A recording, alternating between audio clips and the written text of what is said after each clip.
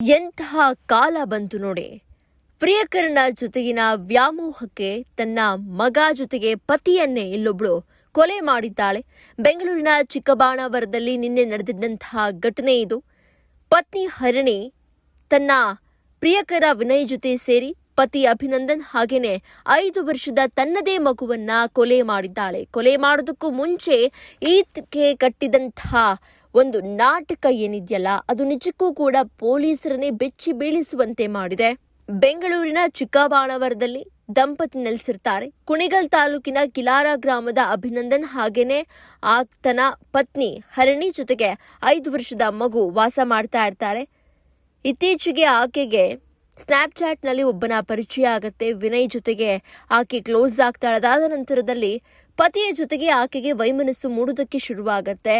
ನಿನ್ನೆಯೂ ಕೂಡ ಇದೇ ವಿಚಾರಕ್ಕೆ ಗಲಾಟೆ ಆಗುತ್ತೆ. ಗಲಾಟೆಯಾದ ನಂತರದಲ್ಲಿ ಪತಿಯನ್ನ ಮೊದಲಿಗೆ ಕೊಲೆ ಮಾಡ್ತಾರೆ. ಪತಿಯನ್ನ ಕೊಲೆ ಮಾಡಿದ ನಂತರದಲ್ಲಿ ಮನೆಯ ರೂಮ್ನಿಂದ ಹೊರಬಂದಂತಹ ಮಗುವನ್ನ ಕೂಡ ಕೊಲೆ ಮಾಡ್ತಾರೆ. ಎಂತಹ ಕ್ರೂರಿ ಈಕೆ ಅಂತ ಹೇಳಿದ್ರೆ, ಪೊಲೀಸರ ಮುಂದೆ ಪತಿ ಅಭಿನಂದನ್ ಏನಿದ್ದಾನೆ ಆತ ಹಾರ್ಟ್ ಅಟ್ಯಾಕ್ ಆಗಿ ಕೆಳಗೆ ಬೀಳ್ತಾನೆ. ಆ ಸಂದರ್ಭದಲ್ಲಿ ಮಗು ಮೇಲೆ ಬೀಳ್ತಾನೆ. ಇದೇ ಕಾರಣಕ್ಕೆ ಮಗು ಉಸಿರುಗಟ್ಟಿ ಸತ್ತಿದೆ ಅಂತ ಹೇಳ್ತಾಳೆ. ಆದರೆ ಪೊಲೀಸರ ತನಿಖೆಯ ವೇಳೆಯಲ್ಲಿ ಹೊಡೆದು ಕೊಂದಿರುವುದು ಗೊತ್ತಾಗಿದೆ. ಪ್ರಾರಂಭದಲ್ಲಿ ಸಾಂಬಾರ್ ಸೌಟ್ನಿಂದ ಪತಿಗೆ ಹೊಡೆದಿದ್ದಾಳೆ ಹರಿಣಿ. ಅದಾದ ನಂತರದಲ್ಲಿ ಕೆಳಗೆ ಬಿದ್ದಾಗ ಆತನನ್ನ ದಿಂಬನ್ನ ಒತ್ತಿ ಉಸಿರುಗಟ್ಟಿಸಿ ಕೊಲೆ ಮಾಡಿದ್ದಾನೆ. ಇದಕ್ಕೆ ಆಕೆಯ ಪತಿ ಏನಿದ್ದಾನೆ ಆತನೂ ಕೂಡ ಸತ್ತಿದ್ದಾನೆ. ಈ ಸಂದರ್ಭದಲ್ಲಿ ಹರಿಣಿಗೆ ಹೆಲ್ಪ್ ಮಾಡಿದ್ದು ಆತನ ಪ್ರಿಯಕರ. ಇದಾದ ನಂತರದಲ್ಲಿ ಈ ಶಬ್ದ ಕೇಳಿ ಮಗು ರೂಮ್ನಿಂದ ಹೊರಗೆ ಬರುತ್ತೆ. ಆ ಸಂದರ್ಭದಲ್ಲಿ ಮಗುವನ್ನು ಕೂಡ ಕತ್ತು ಹಿಸುಕಿ ಕೊಲೆ ಮಾಡ್ತಾರೆ. ದಿಂಬಿನಿಂದ ಉಸಿರು ಕಟ್ಟಿಸಿ ಕೊಲೆ ಮಾಡ್ತಾರೆ. ಸದ್ಯ ಪ್ರಿಯಕರ ಹಾಗೂ ಹರಿಣಿ ಇಬ್ಬರನ್ನು ಕೂಡ ಪೊಲೀಸರು ಅರೆಸ್ಟ್ ಮಾಡಿದ್ದಾರೆ. ರಕ್ತದ ಕಲೆಗಳನ್ನ ಕೂಡ ಸ್ವಚ್ಛಗೊಳಿಸುವುದಕ್ಕೆ ಇಬ್ಬರೂ ಕೂಡ ಚೆನ್ನಾಗಿ ಪ್ಲಾನ್ ಮಾಡಿಕೊಂಡಿದ್ರು. ಸಂಬಂಧಿಕರು ಹಾಗೂ ಪೊಲೀಸರಿಗೆ ಈ ಬಗ್ಗೆ ಅನುಮಾನ ಬಂದಿದ್ದು ಸದ್ಯ ಇಬ್ಬರನ್ನು ಕೂಡ ಅರೆಸ್ಟ್ ಮಾಡಿದ್ದಾರೆ. ಕನಕಪುರ ಬಳಿಯ ಹೇರೋಹಳ್ಳಿಯ ವಿನಯನನ್ನ ಕೂಡ ಪೊಲೀಸರು ಬಂಧಿಸಿರುವಂತದ್ದು. ಪತಿ ಅಭಿನಂದನ್ ಆಸ್ತಿ ಮೇಲೆ ಈಕೆ ಕಣ್ಣು ಹಾಕಿದ್ಲಂತೆ. ಹಿಂದೆ ವಿಚ್ಛೇದನಕ್ಕೂ ಕೂಡ ಪಟ್ಟು ಹಿಡಿದಿದ್ಲು. ಪರಿಹಾರ ಹಣ ನೀಡೋದಕ್ಕೆ ಪಟ್ಟು ಹಿಡಿದಿದ್ಲು. ಈ ವೇಳೆ ಕುಟುಂಬಸ್ಥರು ಮಾತನಾಡಿ ಮತ್ತೆ ಬಂದ್ ಮಾಡಿದ್ರು. ಆಸ್ತಿಯನ್ನ ಪ್ರಿಯಕರನ ಜೊತೆ ಸೇರಿ ಲಪಟಾಯಿಸುವುದಕ್ಕೆ ಸ್ಕೆಚ್ ಹಾಕಿದ್ಲು ಹಂತಕಿ ಹರಿಣಿ. ಚಿಕ್ಕಬಾಣಾವರದಲ್ಲಿ 3 ಅಂತಸ್ತಿನ ಬಿಲ್ಡಿಂಗ್ ಹಾಗೂ ಊರಿನಲ್ಲಿ ಜಮೀನು ಕೂಡ ಇತ್ತು. ಈ ಆಸ್ತಿಯನ್ನ ಪಡೆದುಕೊಳ್ಬೇಕು ಅಂತ ಹೇಳಿ ಸ್ಕೆಚ್ ಹಾಕಿ ಮಗ ಹಾಗೂ ತನ್ನ ಪತಿಯನ್ನ ಕೊಲೆ ಮಾಡಿದ್ದಾರೆ. ಪತಿಗೆ ಅನಾರೋಗ್ಯ ಕತೆ ಕಟ್ಟಿದ್ಲು ಹಂತಕಿ. ತನ್ನ ಪತಿ ಹೃದಯಾಘಾತದಿಂದ ಸಾವನ್ನಪ್ಪಿದ್ದಾನೆ. ಆ ಸಂದರ್ಭದಲ್ಲಿ ಮಗನ ಮೇಲೆ ಬಿದ್ದಿದ್ದಾನೆ. ಇದೇ ಕಾರಣಕ್ಕೆ ಉಸಿರು ನಿಂತು ಹೋಗಿದೆ ಅಂತ ಹೇಳಿ ಡ್ರಾಮಾ ಮಾಡಿದ್ಲು. ಸದ್ಯ ಇದೀಗ ಆಕೆಯ ಕಳ್ಳಾಟ ಬಯಲಾಗಿದೆ.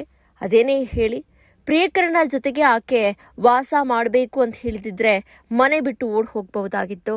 ಆದರೆ ಈ ರೀತಿಯಾಗಿ ತನ್ನ ಪತಿ ಹಾಗೇನೆ ತಾನು ಹೆತ್ತು ಹೊತ್ತಂತಹ 5 ವರ್ಷದ ಮಗನನ್ನ ಕ್ರೂರವಾಗಿ ಕೊಂದಿರೋದು ನಿಜಕ್ಕೂ ಕೂಡ ದುರಂತವೇ ಸರಿ. ಒಂದು ಆ್ಯಪ್ ಮುಖಾಂತರ ಅವರಿಬ್ಬರಿಗೂ ಪರಿಚಯ ಆಗಿರ್ತದೆ.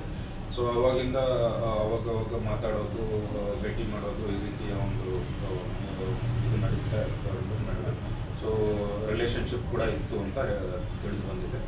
ಸೊ ಈ ಹಿನ್ನೆಲೆಯಲ್ಲಿ ತನ್ನ ಪತಿ ಜೊತೆ ಆಗ್ತಿದ್ದಂಥ ಫ್ರೀಕ್ವೆಂಟ್ ಜಗಳಗಳಿಂದ ಹೊರಗಡೆ ಬರಲಿಕ್ಕೆ ಆತನ ಸಹಾಯ ಪಡೆದು ಈ ಒಂದು ಕೊಲೆ ಮಾಡಿರೋದಾಗಿ ತಿಳಿದು. ಅದೇನು ಅರೇಂಜ್ ಮ್ಯಾರೇಜಾ ಸರ್ ಅಥವಾ? ಹೌದು, ಅರೇಂಜ್ ಸರ್. ಇವಳು ಕೊಲೆ ಮಾಡಿದ್ಮೇಲೆ ಏನು ಅಬ್ಸ್ಟೆಂಡ್ ಆಗಿರಲ್ಲ, ಜೊತೆಗೆ ಇದ್ಲು ಅಲ್ಲೇ? ಆಕೆನೇ ತಿಳಿಸಿದ್ದಾರೆ, ಮನೆಯಲ್ಲೇ ಇದ್ಲು. ಸೊ ಆದರೆ ಬೇರೆ ಹೇಗೋ ಸತ್ತಿದ್ದಾನೆ ಅನ್ನೋದು ಆತನ ಮಗು ಮೇಲೆ ಬಿದ್ದು ಮಗು ತಿರ್ಕೊಂಡಿದೆ ಅನ್ನೋ ರೀತಿಯಲ್ಲಿ ಬೇರೆ ರೀತಿ ಬಿಂಬಿಸೋಕ್ಕೆ ಪ್ರಯತ್ನ ಮಾಡಿದ್ದು. ಒಪ್ಕೊಂಡಿರಲಿಲ್ಲ. ತೀವ್ರವಾಗಿ ವಿಚಾರಣೆ ಮಾಡಿದ ನಂತರ ತಪ್ಪು. ಇದು ರಾತ್ರಿ ಮರ್ಡರ್ ಮಾಡಿ ಆಕೆ ಬೆಳಗ್ಗೆ ಪೊಲೀಸಿಗೆ ಮಾಹಿತಿ ಕೊಡುವಂಥದ್ದು ಸರ್ ಇದು? ರಾತ್ರಿ ಅಂದರೆ ಸಮ್ಟೈಮ್ ಮಿಡ್ ನೈಟಲ್ಲಿ ನಡೆದಿದೆ. 12 ನಂತರ ನಡೆದಿದೆ.